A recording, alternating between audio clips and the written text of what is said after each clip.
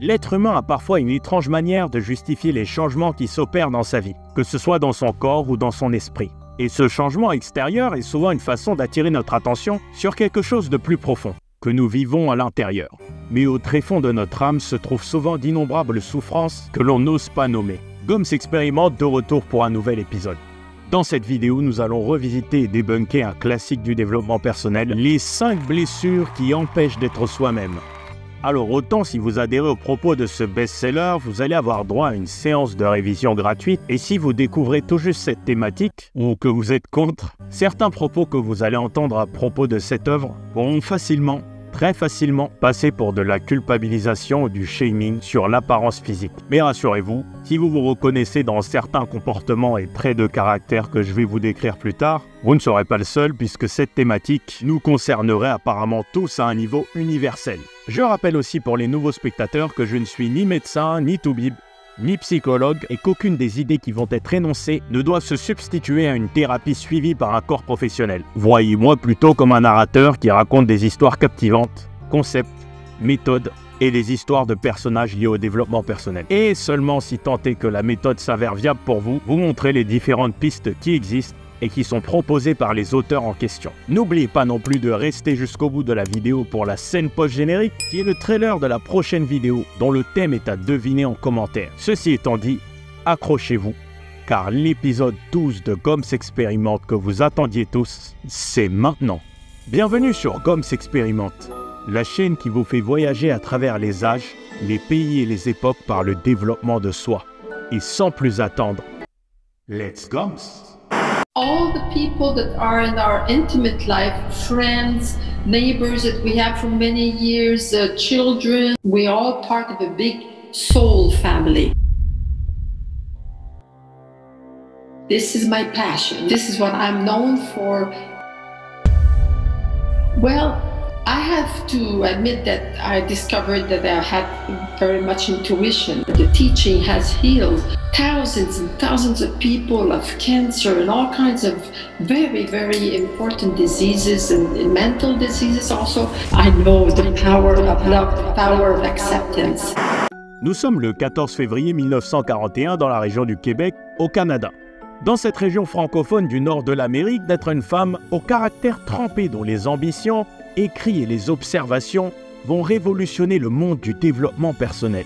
Lise Bourbeau est une essayiste, conférencière, philosophe et coach de vie, fondatrice d'une école de développement personnel quelque peu atypique, dont nous parlerons un peu plus tard. Très peu d'infos sur son enfance circulent, à part qu'elle a passé sa scolarité dans un couvent où elle était une élève modèle qui posait beaucoup de questions et a sauté plusieurs classes. Et dès son plus jeune âge, dans la vingtaine, elle s'intéresse au domaine de la vente et du marketing. Elle va très rapidement devenir une bête en matière de techniques commerciales, notamment dans la vente de Tupperware. Et ouais, c'est pas qu'un cliché des années 60, au point de devenir une leader naturelle dans son domaine, et ce même à l'échelle nationale. Elle va devenir, un an à peine après le début de sa carrière, numéro 1 des vendeuses dans tous les États-Unis et monter en grade dans son entreprise. Cet univers l'a très rapidement poussée à s'intéresser à des ouvrages sur la pensée positive, d'une part pour mieux vendre, mais aussi dans un plan plus vaste pour fortifier son mental, renforcer son âme. Ces années d'apprentissage lui ont appris la détermination et la persévérance. Elle reste dans ce domaine pendant plus de 15 ans, et au fil des années, l'ennui et la lassitude s'emparent d'elle. Et un beau jour, c'est l'illumination. Lise Bourbeau fait une nuit un rêve qu'elle affirmera plus tard être un rêve prémonitoire. Elle se voit et s'imagine dans une conférence en train de s'adresser à une foule de milliers de personnes où elle explique tout ce qu'elle a appris durant ces dernières années, avec une vision précise de l'agencement de la salle, de la lumière, de la décoration précise du lieu. Et c'est cette vision qui propulsera alors Lise Bourbeau à quitter son poste. Et elle décide alors de se reconvertir professionnellement, notamment en Californie où elle y apprendra énormément sur le lien entre le corps physique et les traumatismes psychologiques, et le lien entre l'alimentation et les émotions. Et certaines personnes de l'entourage de Lise Bourbeau vont même réellement commencer à penser qu'elle est devenue une sorte de gourou ou qu'elle est entrée dans une secte. Mais là, cette fois, c'est pas le cas. Dédicace à la dernière vidéo de la chaîne sur le mouvement d'Osho. D'ailleurs, si vous l'avez pas encore vue, allez la voir et abonnez-vous à la chaîne. En 1984, elle ouvre un centre de développement personnel qui s'appellera « Écoute ton corps », basé sur toutes les méthodes et compétences qu'elle a acquéries.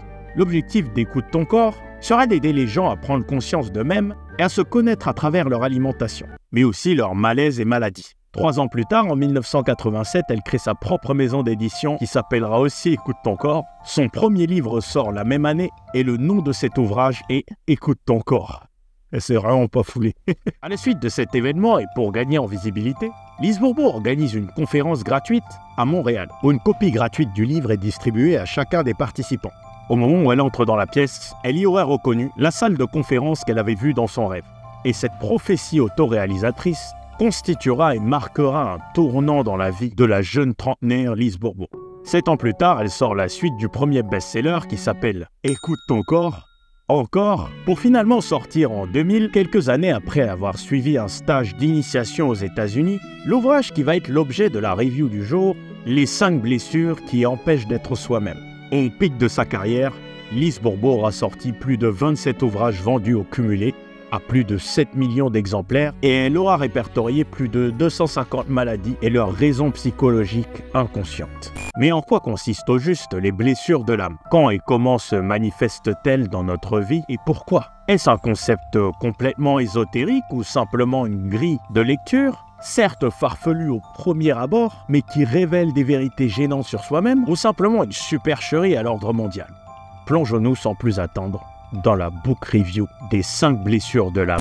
Petit disclaimer, les descriptions des comportements qui vont suivre dans cette vidéo ne sont nullement le fruit du hasard ou de l'ésotérisme. Elles sont en revanche le fruit d'études et d'observations qui ont été menées sur des milliers de personnes sur plusieurs années, qu'on y croit ou non. Le but de ce que je vais décrire ici n'est pas de vous faire vous sentir mal, mais vous donner un avant-goût de l'ouvrage en vous énumérant les grandes lignes pour vous motiver à aller le lire ou simplement vous renseigner davantage sur le sujet.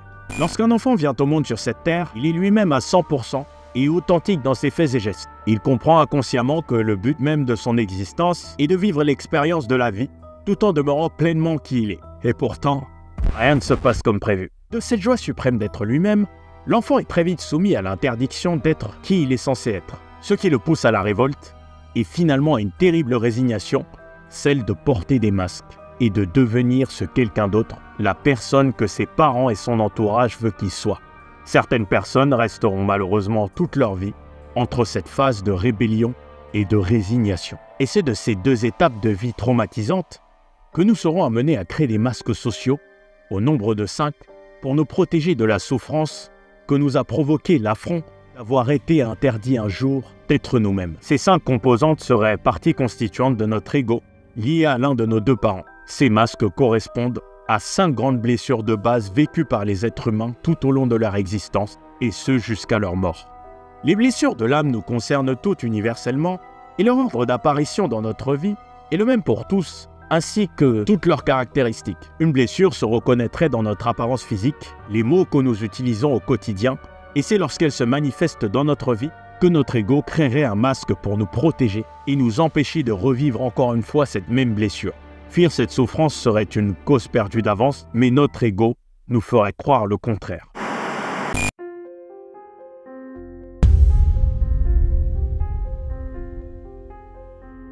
Le rejet est la toute première blessure à se manifester dans notre vie, entre la conception et l'âge de 1 an.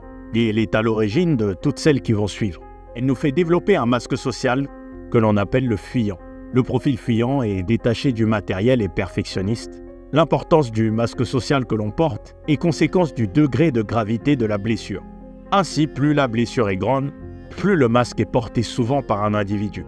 On reconnaîtrait donc la présence proéminente d'un masque social au sein de notre vie, surtout à notre apparence physique, qui serait le meilleur moyen de savoir à quel point nous en souffrons. Car selon la perception de Lise Bourbeau, le corps ne ment pas.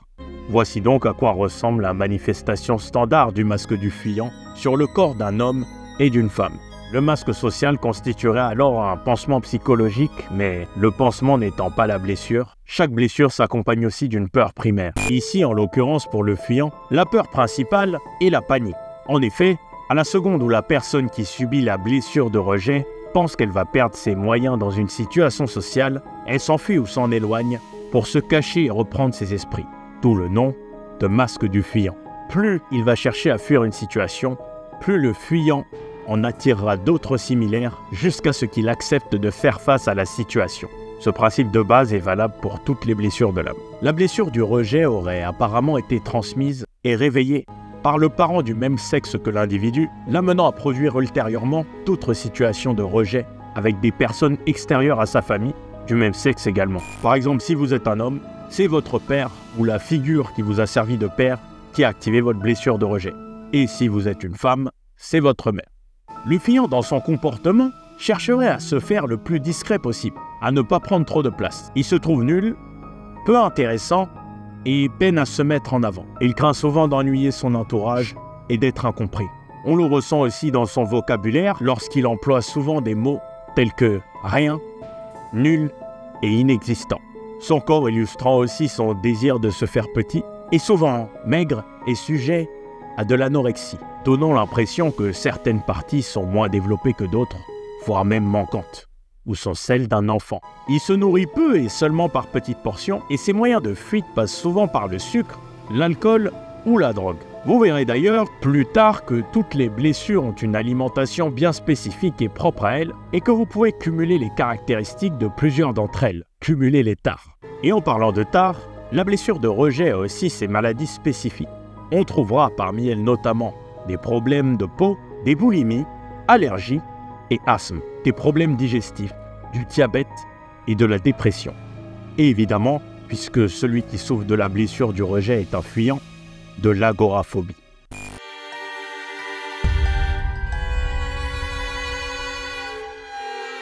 Le manque de présence et de nourriture affective est parfois un terrible fléau au sein d'une famille, au point même parfois de se sentir délaissé. L'abandon serait ainsi la seconde blessure à se révéler dans notre existence entre 1 et 3 ans. Et c'est là que vous verrez que le masque utilisé et la stratégie sociale qu'il implique est complètement l'opposé du processus utilisé par l'individu touché par la blessure précédente. Et c'est là que ça devient intéressant. En effet, là où le masque du fuyant cherche à échapper aux interactions, le masque porté par la personne qui souffre d'abandon fait tout pour garder le lien avec son entourage, à s'accrocher à eux, et c'est pour cette raison que ce profil se nommera le dépendant. Le dépendant fera à l'inverse du fuyant tout ce qui est en son pouvoir pour attirer l'attention, et ce par tous les procédés à sa disposition. Ainsi, il pourra faire semblant d'être plus fragile qu'il ne l'est réellement, pour susciter la sympathie, voire même la pitié de ses interlocuteurs. On y reconnaîtra souvent des comportements victimaires et fusionnels, le besoin excessif d'une présence qui, si elle n'est pas comblée physiquement, peut passer par des moyens de compensation, comme laisser tourner la télévision ou être en permanence sur son téléphone, les réseaux sociaux par exemple, pour avoir de l'attention. Il recherche dans l'emploi de ces palliatifs à se sentir soutenu physiquement et moralement par quelque chose d'inconscient. Le profil dépendant parviendra difficilement à faire des activités seul, mais paradoxalement, aimera se vanter qu'il est indépendant, faisant croire à qui veut bien l'entendre qu'il se sent bien seul et qu'il n'a besoin de personne. Il répugne à passer pour une victime et un pleurnichard. Mais l'émotion qui est au cœur de sa blessure est bien la tristesse. Tristesse vécue par le manque affectif qu'il a ressenti auprès de son parent de sexe opposé. Ce sentiment de manque peut aussi avoir été provoqué par des périodes d'isolement étant bébé, à des maladies graves ou une hospitalisation où il a dû être contraint, à un instant T, d'être séparé de ses parents pour être traité et soigné. Le dépendant a pour plus grande peur la solitude et cela se ressent aussi lorsqu'il s'exprime à travers des mots comme « seul », « absent », « lâché » ou des expressions comme « je ne supporte pas ». Sa difficulté à dire non témoigne de sa peur profonde d'être délaissé. Et il se retrouve souvent dans la posture du sauveur à la cape blanche. Sauver les autres et les aider est aussi un moyen pour lui de s'abandonner lui-même en laissant tomber de côté ses propres problèmes et besoins. Et cela l'arrange inconsciemment, puisque plus il laisse des choses non résolues en lui, plus il attire l'attention sur lui, et donc moins il pense qu'on va l'abandonner. C'est aussi chez le profil du dépendant qu'on trouvera des maladies et pathologies rares, voire incurables. Maladies parfois aux symptômes impressionnants pour chercher à attirer l'attention à lui. Je précise que tout ça ne se passe pas toujours de manière consciente et volontaire. Dans un autre aspect, on trouve aussi des maladies similaires au profil du fuyant, comme des maladies respiratoires et de l'agoraphobie. Mais les mots qui le différencient le plus sont souvent liés à des problèmes de dos, de la myopie, des migraines, de l'hystérie et des cas d'hypoglycémie. Et en parlant de glycémie, son alimentation tourne souvent autour des aliments mous, comme s'il cherchait indirectement, dans ce mode d'alimentation, des ingrédients qui, à son image, se laissent aller avec mollesse. Il peut lui aussi souffrir de boulimie, mais cela sera en revanche davantage dû à un bon appétit excessif qu'à un rejet de la nourriture. Son rythme d'alimentation est très lent, car il souhaiterait maintenir l'attention sur lui le plus possible. Le besoin fondamental de celui qui souffre de la blessure d'abandon est le soutien des autres. Il demandera souvent conseil, et ce même quand il sait quoi faire pour arriver à son objectif. Il leur en voudra souvent pour ça, et s'éloignera des personnes en question, parfois même celles qu'il désire et qu'il aime le plus. Il a souvent peur des au revoir et des adieux. Petite parenthèse avant d'attaquer la blessure suivante, évidemment vous n'allez pas vous reconnaître à 100% dans les descriptions que je fais actuellement. Et c'est normal. Le but ici est évidemment de décrire des tendances générales.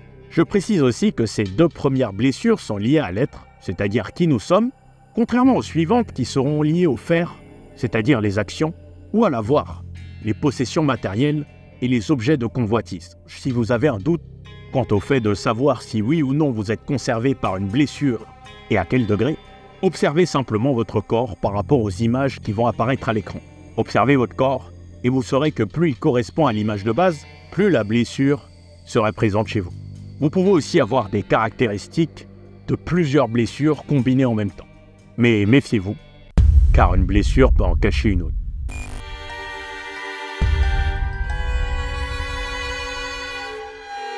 Voici une blessure assez particulière et atypique, qui nous montre que toutes les blessures de l'âme ne nous concernent pas tous.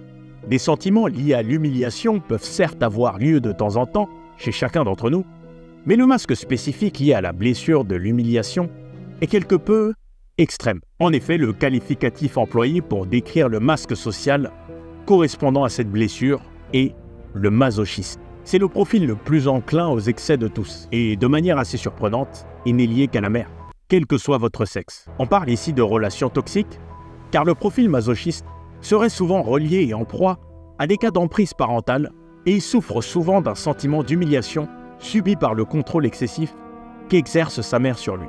Comme vous l'avez vu, l'apparence physique est assez singulière, car on constate ici une forte situation de surpoids. Et pour cause, le profil dit masochiste aurait souvent une tendance à se réfugier dans la nourriture à l'excès pour y chercher une souffrance. Il aurait souvent été qualifié dans son enfance de ne pas être assez propre et a souvent été tourné en ridicule pour des maladroitesses liées à l'hygiène ou pour le fait de se salir trop souvent. Le sentiment de honte est donc au centre de ce profil et il éprouvera souvent une gêne à se faire plaisir en public, à assumer ses envies et ses besoins. Sa plus grande peur est d'être libre et il mettra en œuvre toutes sortes de stratagèmes pour fuir la liberté absolue. Pour cela, il utilisera souvent comme mécanisme de défense le fait de se rendre utile aux autres, pour en quelque sorte avoir plus de responsabilités sur le dos qui l'enfermeront dans un flot infini de choses à faire, lui servant ainsi d'excuse pour ne pas être libre. Il jouera souvent à la maman, que ce soit avec les membres de sa famille ou non, prendra davantage les choses à sa décharge et cela se ressentira aussi dans le type de maladie qu'il contracte. On observe ainsi des problèmes fréquents de dos, des problèmes de gorge liés à son manque de communication avec lui-même, fractures, entorses, problèmes de foie et de cœur. L'alimentation est bien sûr malheureusement un facteur lié à ces symptômes, puisqu'on observe que ce profil apprécie particulièrement les aliments riches en gras et les gâteries comme le chocolat. Il aura d'ailleurs une certaine gêne à aller acheter ce type de produits dans des grandes surfaces et lors de ses repas mangera plusieurs petites portions pour se donner l'image et l'illusion d'être plus raisonnable, diététiquement parlant. Mais le grignotage étant aussi fréquent, certains problèmes liés au poids peuvent subsister. Contrairement au profil dépendant, le profil masochiste aide les autres, non pas pour s'accrocher à eux, mais pour essayer de se convaincre qu'ils respectent, à travers l'aide qu'ils procurent, ses besoins personnels. Il pense que rendre service lui fait authentiquement plaisir, ce qui n'est pas toujours le cas, et il est malheureusement le profil qui trouve le plus d'excuses aux personnes de son entourage qui le maltraitent, à trouver des justifications pour les abus qu'elles lui font subir et se convaincre de penser que tout va bien. En résumé, le profil lié à la blessure d'humiliation est dans le faire et l'avoir, dans le but d'être celui que l'on attend qu'il soit. Mais il peut ensuite se sentir humilié d'avoir trop aidé son entourage et de s'être oublié. Dans un environnement sans cadre ni limite, il peut malheureusement avoir tendance à manger et boire en excès plus que d'ordinaire, accentuant ainsi la souffrance vécue à travers son masque.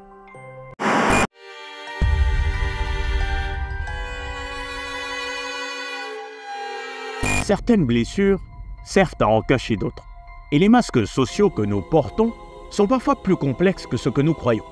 Nous pensons parfois à tort pouvoir nous en sortir dans nos relations en nous surprotégeant. La blessure de la trahison apparaîtrait plus tardivement, entre l'âge de 2 et 4 ans.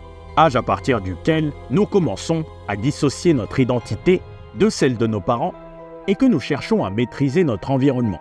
Voilà comment le masque de la blessure de trahison, nommé le masque du contrôlant, se manifeste pour la première fois.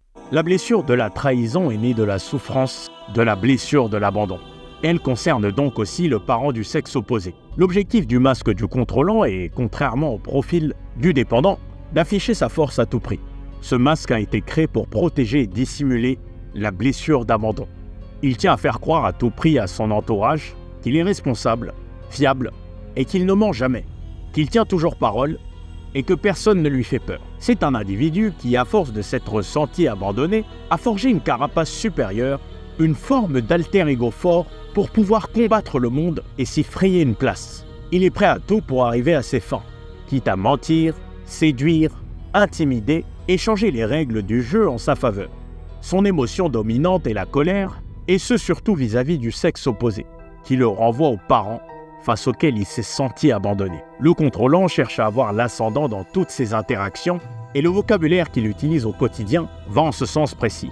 On l'entendra souvent proférer des propos tels que « laisse-moi faire »,« je suis capable » ou « je le savais », pour montrer qu'il a un œil partout et anticipe toutes les situations. C'est certes le cas, mais il le fait pour les mauvaises raisons. Sa peur la plus grande est la dissociation et la séparation, également d'être exclu et renié de son environnement par ses proches ou ses collaborateurs. Il a plus peur de la folie et de perdre son savoir que de la mort en elle-même. Et l'ironie du sort est qu'il est le profil le plus sujet à des maladies liées à la perte de contrôle, Alzheimer, démence ou spasmophilie. Son anxiété liée à cette perte de contrôle et son envie de toujours masquer sa vulnérabilité l'emmène souvent à avoir des problèmes d'anxiété qui se manifestent dans de forts problèmes de digestion. En amour, le contrôlant a peur de l'engagement, attirera des partenaires similaires, il aura peur d'être manipulé, mais il est le plus enclin des 5 profils à tromper ses partenaires, à les trahir à son tour et le leur dissimuler avec brio. Une fois pris la main dans le sac, il est aussi le genre d'individu à se trouver une bonne excuse pour justifier et légitimer son comportement. La colère du contrôlant est parfois tellement intense qu'il peut passer par une alimentation excessive pour calmer ses passions. Manger de grandes quantités, extrêmement épicées et salées. Il a tendance à rajouter du sel avant même d'avoir goûté ce qu'il s'apprête à manger. Tout comme dans la vie de tous les jours, il met son grain de sel dans la vie des autres. Au travail, il a tendance à vouloir vérifier en permanence ce que ses collaborateurs font, surtout ceux du sexe opposé. On retrouve souvent les contrôlants dans les profils de chefs d'entreprise qui sont dans le micromanagement et même dans des cas plus graves, des situations d'emprise sur leurs employés. Le profil du contrôlant a une énorme difficulté à déléguer et admet difficilement ses erreurs. Il a du mal à faire confiance à l'autre, alors que lui-même déteste qu'on ne le croie pas ou qu'on ne lui fasse pas confiance. Il est d'humeur très inégale et changeante, et est impatient avec les gens de son entourage. En particulier, ceux qui fonctionnent plus lentement que lui et mettent plus de temps à comprendre. Ceux qui souffrent d'abandon comme de trahison recherchent à tout prix l'attention, et surtout celle du sexe opposé, mais le font seulement avec des procédés différents. Ce sont les 2 faces d'une même pièce. Le contrôlant est le profil qui est le plus à même à avoir des attentes envers les autres, et par la même occasion le plus enclin à se sentir déçu et trahi, l'entraînant ainsi dans un interminable cercle vicieux.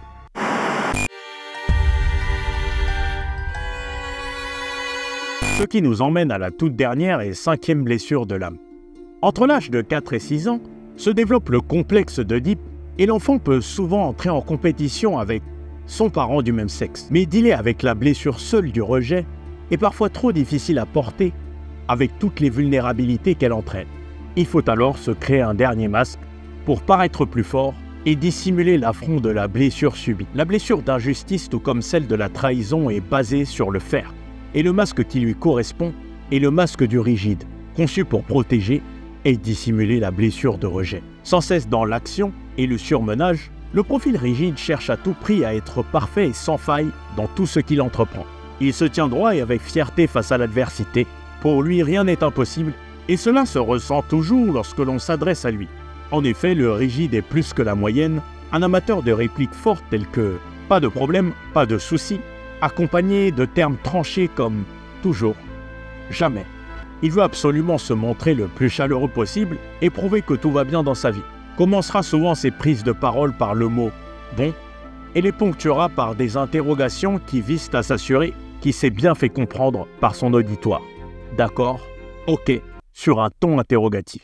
Mais à l'opposé de cette façade chaleureuse et infaillible, se cache un individu froid et calculé, qui craint lui-même qu'on soit froid et distant avec lui. Il est souvent envieux de la réussite de ses pairs et, doté d'un esprit compétiteur, il se compare souvent à eux, surtout ceux qui sont du même sexe que lui. L'Eurygide porte en réalité en lui une immense culpabilité qui le pousse à vouloir partager sa réussite s'il estime avoir eu plus que les autres et à envier son entourage s'il a eu moins qu'eux, se justifiant en permanence de tout ce qu'il fait. Pour cette raison, il éprouve aussi une grande difficulté à se faire plaisir et à se lâcher. Tout comme la blessure de la trahison, la blessure d'injustice s'est bâtie sur la colère, contrairement aux blessures qu'elle cherche à dissimuler qui se sont bâties sur la tristesse, le rejet et l'abandon. L'Eurygide, derrière son apparence de confiance en lui, doute en permanence de ses choix et est beaucoup trop exigeant avec lui-même. Il ne sait pas se poser de limites en termes de travail et est souvent sujet à de l'épuisement professionnel, des burn-out et des maladies liées à la perte d'énergie. Il est chez l'homme parfois impuissant ou précoce et chez la femme souvent déconnecté de ses sensations charnelles. Étant parfois coincé dans son corps, il est souvent sujet à des blocages type constipation, problèmes de circulation sanguine, insomnie et mauvaise vue, car incapable de voir que le problème vient de lui et pas des autres. L'Eurygide pense qu'en se coupant de son ressenti, il pourra alors s'épargner de ressentir la douleur. Ce contrôle permanent de lui-même le pousse aussi à surveiller son alimentation. Il est parmi les 5 profils le profil le plus enclin à entamer des régimes spécifiques pour maintenir une apparence sexy.